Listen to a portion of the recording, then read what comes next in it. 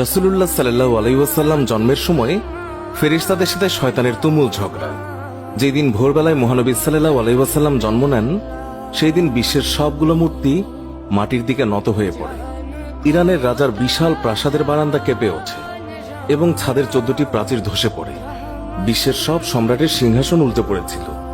বিশ্বের সব রাজা বোবা হয়ে পড়েছিলেন, অর্থাৎ তারা কথা বলতে পারছিলেন না। সেদিন গণকদের সব জ্ঞান লুপ্ত হয় এবং জাদুকরদের জাদুগুলো অকার্যকর হয়ে পড়ে। বিশ্বনবী সাল্লাল্লাহু আলাইহি ওয়াসাল্লাম জন্মের সময় শয়তান তার সন্তানদের মধ্যে আর্তনাদ করে ওঠে। ফলে সবগুলো শয়তান তার কাছে এসে বলে, কেন এত পেরেশান বা উদ্বিগ্ন হয়েছে? সে বলল, কাল রাতে কি হয়েছিল? রাতের প্রথম থেকে এই পর্যন্ত দেখেছি যে আকাশ এবং জমিনের অবস্থা বদলে গেছে।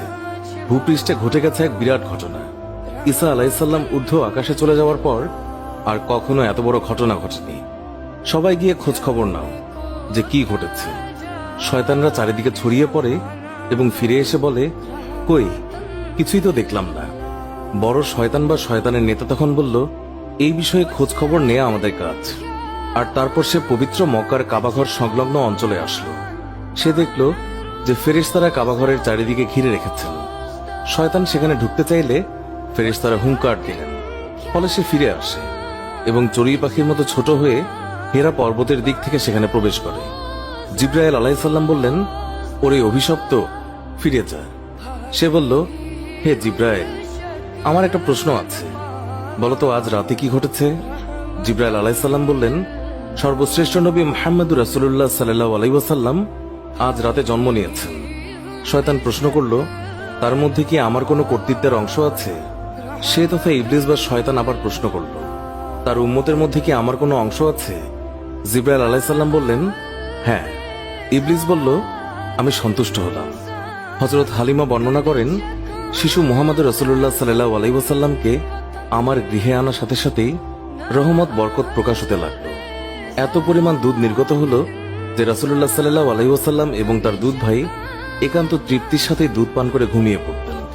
আর উটনির দিকে চেয়ে দেখতে পাই সেগুলোর স্তন দুধে পরিপূর্ণ হয়ে গেছে। বিবি হালিমা বলেন, আমার স্বামী উটনির দুধ দহন করলেন এবং আমরা তৃপ্তির সাথে তা পান করে সারা রাত আরামে কাটালাম। দীর্ঘদিন পর এটাই প্রথম রাত্রি যাতে আমরা শান্তিতে ঘুমিয়ে পড়লাম। আমার স্বামী বললেন, হালিমা, তুমি খুবই ভাগ্যবান এক শিশু নিয়ে এসেছ। আমি বললাম, আমারও এটাই ধারণা, এই শিশু অত্যন্ত সৌভাগ্যবান। বিবি হালিমা আরো বললেন, মক্কা থেকে ফেরার পথে শিশু মুহাম্মদকে কোলে নিয়ে যে দুর্বল বাহনটিতে চলতে লাগলাম, মুহাম্মদ রাসূলুল্লাহ সাল্লাল্লাহু আলাইহি ওয়াসাল্লামের বরকতে বাহনটি এত দ্রুত চলল যে সবার বাহনকেই হার মানালো। আমার সাথী মহিলারা আশ্চর্য হয়ে বলতে লাগলো, এটা কি সেই দুর্বল সওয়ারি যার উপর আরোহণ করে তোমরা প্রথম এসেছিলে? তারপর বাড়ি এসে দেখলাম সমস্ত বকরিগুলো দুধে পূর্ণ হয়ে গেছে, অথচ কিছুক্ষণ পূর্বে সেগুলো দুধ শূন্য ছিল। আমার গোত্রের লোকেরা তাদের রাখালদেরকে নির্দেশ দেয় যে তোমরাও তোমাদের পশু ওই জায়গায় চড়াও যেখানে হালিমার বকরি চড়ে। কিন্তু তা তো চারণ ক্ষেত্রের বিশেষত্ব ছিল না, বরং গায়েবী মদদ এবং বরকতের মধ্যে তা নিহিত ছিল। তা ওই সমস্ত লোক কোথায় পাবে? এইভাবে আমরা প্রায় তার বরকতের ঘটনাবলী প্রত্যক্ষ করতাম। হযরত হালিমা বর্ণনা করেছেন, তিনি কখনো শিশু মুহাম্মদকে উলঙ্গ অবস্থায় রাখতেন না। সেই রূপ করলেই তিনি চিৎকার করে কাঁদতেন। যতক্ষণ পর্যন্ত তার শরীরের উপর চাদর টেনে না দেয়া হতো ততক্ষণ তিনি ক্রন্দন থামাতেন না। হালিমা বলেন, যেদিন থেকে আমি জানতে পারলাম শিশু মুহাম্মদ সাল্লাল্লাহু আলাইহি ওয়াসাল্লাম উলঙ্গ থাকতে পছন্দ করেন না, সেই দিন থেকে আর কখনো তাকে উলঙ্গ রাখেনি। তার দেহ আবৃত করে রাখার জন্য সর্বদাই সজাগ থাকতাম। হযরত আব্বাস বিন আব্দুল মুত্তালিব রাদিয়াল্লাহু তাআলা আনহু বর্ণনা করেছেন, তিনি রাসূলুল্লাহ সাল্লাল্লাহু আলাইহি ওয়াসাল্লামকে বলেছেন, আপনার নবুয়তের একটি মাত্র নিদর্শন ছিল আমার ইসলাম গ্রহণের কারণ। তা হলো, তিনি দেখলেন রাসূলুল্লাহ সাল্লাল্লাহু আলাইহি ওয়াসাল্লাম শৈশব অবস্থায় আঙ্গুলি সংকেতে চাঁদকে ইশারা করেছেন। রাসূলুল্লাহ সাল্লাল্লাহু আলাইহি ওয়াসাল্লামকে যেই দিকেই তার আঙ্গুলি ফেরাচ্ছিলেন চাঁদও ঠিক সেই দিকেই আসা যাওয়া করছিল। রাসূল এবং নবী হওয়ার এই একটি উজ্জ্বল প্রমাণ। শিশু মুহাম্মদ হালিমার গৃহে থাকা অবস্থায় কখনো তার উভয় স্তন থেকে দুধ পান করেননি।